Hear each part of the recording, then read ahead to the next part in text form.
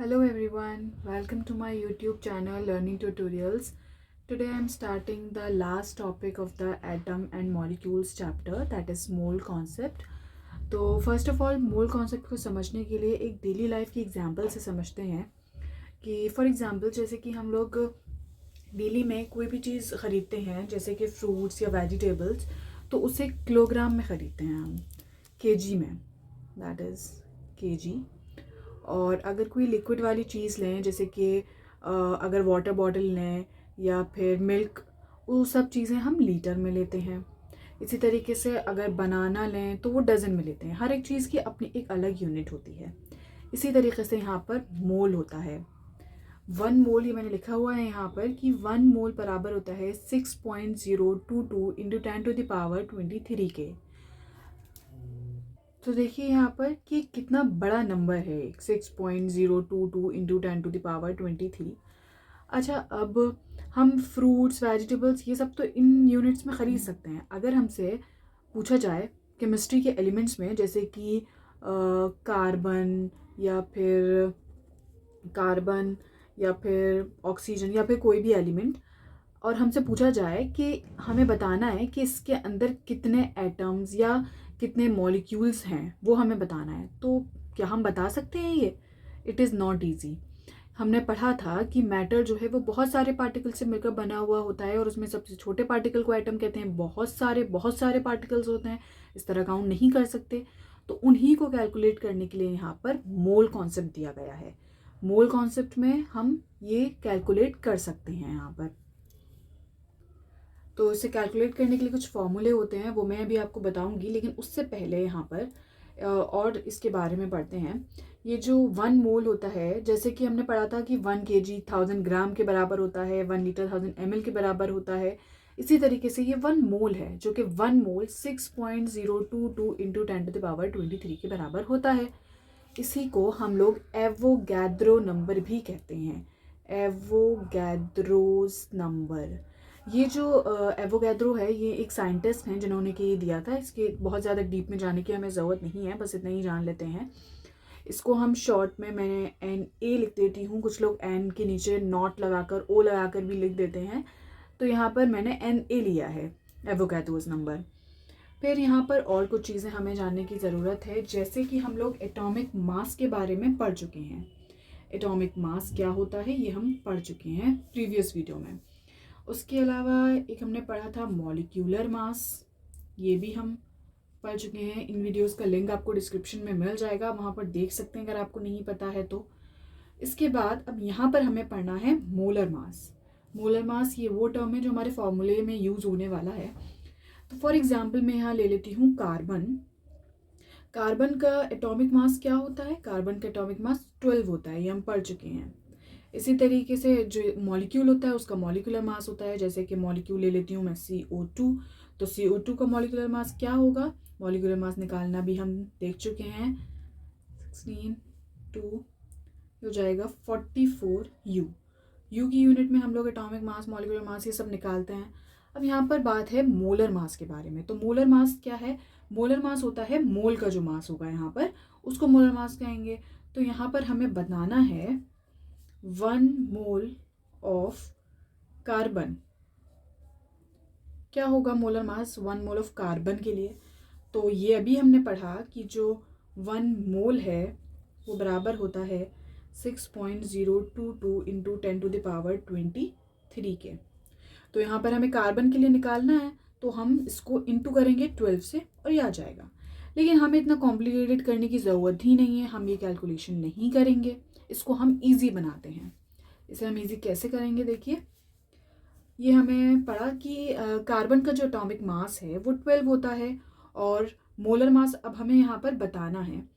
तो हम सिर्फ इतना चेंज करेंगे कि कार्बन के लिए हम कह रहे थे कार्बन का एटॉमिक मास 12U होगा। अगर हम जब फॉर्मूले में मोलर मास यूज़ करेंगे तो यहाँ पर हम मोलर मास 12 ही लेंगे, लेकिन हमें इसकी यूनिट चेंज करनी होगी। यूनिट आएगी यहाँ पर ग्राम। बस इतना करना है और ये सिंपल हो जाएगा यहाँ पर। इसी तरीके से ये मैंने कार्बन के लिए बताया है। अगर हम ऑक्सीजन या फिर और भी कुछ लें तो इसका एटॉमिक मास कितना होता है? ऑक्सीजन का 16 होता है एटॉमिक मास। यू में, और जब मोलर मास लेंगे इसका तो ये हो जाएगा 16 ग्राम। तो ये है मोलर मास, यहाँ पर मोलर मास। ये कुछ मेरी कोई अपनी ट्रिक नहीं है, ये बुक में दे रखा है, वही मैं आपको बता रही हूँ। तो यहाँ पर इस तरह हमारा मोलर मास भी कैलकुलेट हो जाता है। अब इसके बाद देखते हैं हम इसके फॉर्मूले के बारे में, जो कि हम न्यूमेरिकल्स में यूज़ करने वाले हैं। तो ये है यहाँ पर मोल कॉन्सेप्ट में यूज़ होने वाले फार्मूलेज। पहला फार्मूला ये मैंने मास के लिए है। फॉर मास, अगर हमें क्वेश्चन में मास दे रखा है या फिर हमें मास निकालना है, ये मोल्स निकालने होते हैं यहाँ पर, लेकिन अगर किसी क्वेश्चन में मास गिवन है तो मोल्स निकालने होंगे, मोल्स गिवन है तो मास निकालना होगा। तो मास की फॉर्म में हमें ये फार्मूला यूज़ करना है, moles is equal to given mass upon molar mass. ये शॉर्ट फॉर्म में मैंने लिख दिया है यहाँ GM, मतलब गिवन मास, और मोलर मास अपॉन MM, जो मोलर मास अभी हमने पीछे पढ़ा। इसके बाद पार्टिकल्स, जहाँ पर भी हम वर्ड यूज़ करेंगे, पार्टिकल्स, एटम, मॉलिक्यूल्स या आइंस एट्सेट्रा, ये सब कुछ पार्टिकल्स अगर कहीं भी क्वेश्चन में आता है, पार्टिकल्स निकालें या मॉलिक्यूल्स, एटम, तो हम यही फॉर्मूले का यूज़ करेंगे। यहाँ पर मोल्स होते हैं number of particles Avogadro's number divided by Avogadro's number. Number of particles को मैंने x से शो किया है और एवोगैड्रो नंबर में बता चुकी हूँ Na। अभी हमने पढ़ा था कि जो 1 मोल है वो बराबर होता है 6.022 इंटू 10⁻23 के। उसके बाद एक और चीज़ यहाँ पर, ये 6.022 इंटू 10⁻23 एटम, आयन या मॉलिक्यूल, कुछ भी हो, जो भी हमें क्वेश्चन पूछे उसके बराबर हो जाएगा। उसके बाद नेक्स्ट है यहाँ पर वॉल्यूम के लिए फॉर्मूला।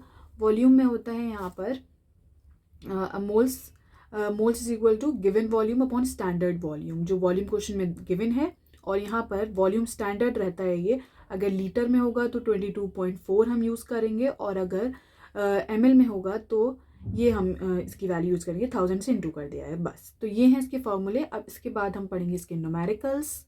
कोई मुश्किल न्यूमेरिकल्स नहीं है, ईजी हैं। तो यहाँ पर ये मैंने NCERT की ही एग्जाम्पल ली है। क्वेश्चन है यहाँ पर, calculate the number of moles for the following. तो यहाँ पर फर्स्ट पार्ट दे रखा है 52 ग्राम ऑफ हीलियम। तो यहाँ पर सबसे पहले तो क्वेश्चन में हमें जो भी चीज़ गिवन होती है वो लिख लेनी चाहिए। तो गिवन मास होगा यहाँ पर 52 ग्राम, और फिर हमें मोलर मास बताना है हीलियम का, तो मोलर मास होगा इसका 4 ग्राम।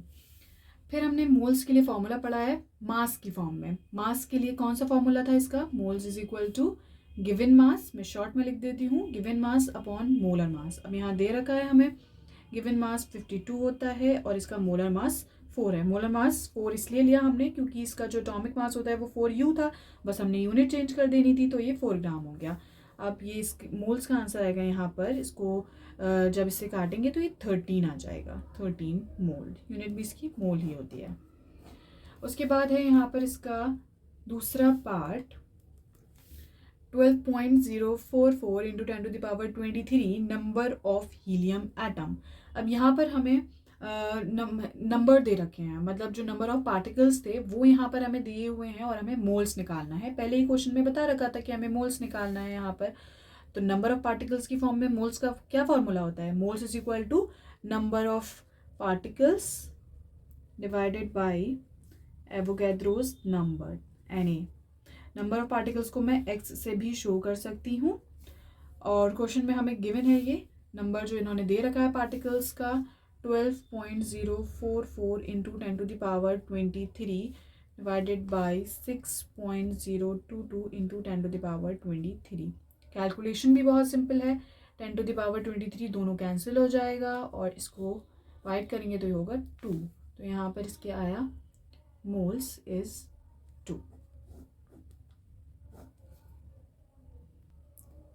फिर है यहाँ पर next example, calculate the mass of the following. First part है इसका 0.5 मोल्स ऑफ नाइट्रोजन गैस। अब यहाँ पर हमें सारे ही पार्ट्स में मास निकालना है और यहाँ पर हमें मोल्स दे रखा है। तो पहला पार्ट करेंगे यहाँ पर, फर्स्ट पार्ट में हमें मोल गिवन है, मास निकालना है। मास का फॉर्मूला लगाएंगे यहाँ पर, moles is equal to given mass upon molar mass. Moles क्योंकि हमें दिया हुआ है 0.5 इक्वल टू जो गिवन मास होना चाहिए था वही हमें निकालना है, तो given mass upon molar mass. यहाँ पर N2 का लिखना है क्योंकि, तो N2 का मोलर मास कितना होगा, यहाँ मैं बता देती हूँ N2 तो एटॉमिक मास हमारा 14 और यहाँ पर क्योंकि 2 दे रखा है इसलिए इसे 2 से मल्टीप्लाई करेंगे और ये 28 आ जाएगा। तो यहाँ पर हम 28 लिखेंगे, क्रॉस में ये मल्टीप्लाई होगा 0.5 इंटू 28 और मल्टीप्लाई करके इसका आंसर आएगा 14 ग्राम। सिंपल। उसके बाद इसका नेक्स्ट पार्ट है सेकेंड पार्ट। सेकेंड पार्ट में भी यहाँ पर मोल्स दे रखे हैं और यहाँ पर N2 दिया था, लेकिन N2 गैस था, नाइट्रोजन। अब यहाँ पर सिर्फ एक ही एटम है तो ये सिर्फ 14 आएगा इसके मोलर मास में, सिर्फ यही इसमें चेंज आएगा, बाकी सब कुछ सेम रहेगा। Moles is equal to given mass upon molar mass. Moles वही 0.5 सेम हमें दे रखा है, गिवन मास सिर्फ मोलर मास इसका चेंज होगा बिकॉज ऑफ नाइट्रोजन एटम। तो यहाँ पर होगा 14 और given mass is equal to 0.5 into 14 और इसका मल्टीप्लाई करेंगे तो आंसर आएगा 7 ग्राम। अब उसके बाद इसका नेक्स्ट है थर्ड पार्ट। यहाँ पर हम देखेंगे थर्ड पार्ट में दे रखा है 3.011 into 10⁻23 number of nitrogen atom. अब यहाँ पर क्या है, निकालना तो हमें सारे पार्ट्स में मास ही था, तो यहाँ पर भी हमें मास ही निकालना है, लेकिन यहाँ पर हमें नंबर ऑफ एटम्स दिए हुए हैं। मतलब यहाँ पर हमें कौन सा फॉर्मूला लगाना है, number of particles upon Avogadro's number वाला फॉर्मूला यहाँ पर हमें निकालना है। लेकिन देखिए अब इसे कैसे सॉल्व करेंगे। सबसे पहले तो लिख लेते हैं गिवन हमें क्या दिया हुआ है, हमें x मतलब नंबर ऑफ पार्टिकल्स गिवन है x 3.011 इंटू 10⁻23।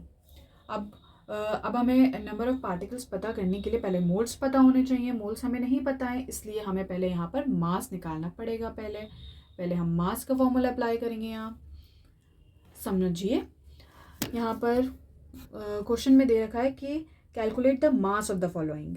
तो यहाँ पर थर्ड पार्ट है।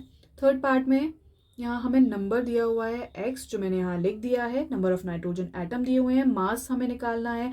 अब मास के लिए हमें तो गिवन मास अपन मोलर मास चाहिए, लेकिन यहाँ तो नंबर ऑफ पार्टिकल्स दे रखा है तो हमें मोल्स पता करने पड़ेंगे। तो मोल्स पता करने के लिए हम पहले नंबर ऑफ पार्टिकल्स वाला फॉर्मूला इसके अंदर लगाएंगे। Moles is equal to number of particles को मैं x दिखा देती हूँ, x अपॉन Na।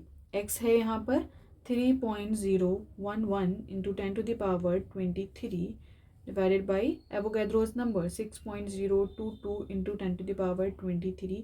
ये दोनों तो कैंसिल हो जाएंगे और इसको डिवाइड करेंगे तो यहाँ पर मोल्स होगा 0.5। यहाँ पर 0.5 मोल्स ही हमारे आ गए हैं। अब मोल्स मिल गए हैं तो हम इसका मास भी निकाल सकते हैं। तो यहाँ पर क्योंकि मेन हमें लास्ट पे मास ही निकालना है, given mass upon molar mass. Moles हमारे 0.5 हो गए हैं, मास हमें निकालना है। मोलर मास 14 लेंगे क्योंकि नाइट्रोजन के लिए दे रखा था, सिर्फ एक ही एन था उसमें, नाइट्रोजन एटम। तो ये होगा यहाँ पर 14। इसको क्रॉस मल्टीप्लाई करेंगे 0.5 इंटू 14 से, तो ये होगा यहाँ पर गिवन मास को मल्टीप्लाई करने पे आएगा 7 ग्राम। तो ये हमारा यहाँ पर थर्ड पार्ट कंप्लीट। मास कहा गया था निकालने को, मास हमने निकाल दिया है यहाँ पर। उसके बाद नेक्स्ट पार्ट है fourth part, 6.022 into 10⁻23 number of N2 molecules. अब यहाँ पर सिर्फ सेम तरीका रहेगा, बस यहाँ पर जो नंबर ऑफ पार्टिकल्स थे वो चेंज कर दिए गए हैं। तो यहाँ पर एकदम सेम ही हमें करना होगा। Moles is equal to x यानी number of particles upon Avogadro's number of particles दे रखे हैं यहाँ पर 6.022 into 10⁻23 divided by same Avogadro number भी यही होता है। ये कैंसिल आउट होकर भी सिर्फ 1 आ जाएगा, पूरा कैंसिल हो जाएगा और यहाँ पर हमारे मोल्स आ जाएंगे 1। अब क्योंकि हमें मास निकालना है इसलिए मास का फॉर्मूला अप्लाई करेंगे यहाँ पर, गिवन मास अपॉन मोलर मास।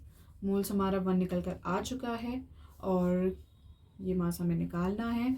और यहाँ मोलर मास होता है 28, क्योंकि यहाँ पर N2 दे रखा है तो N2 के लिए मोलर मास क्या होगा, 28 होगा। तो यहाँ हम 28 लिख देंगे, क्रॉस मल्टीप्लाई करेंगे 28 को 1 से, तो ये 28 ग्राम इसका आंसर आ जाएगा। सिंपल।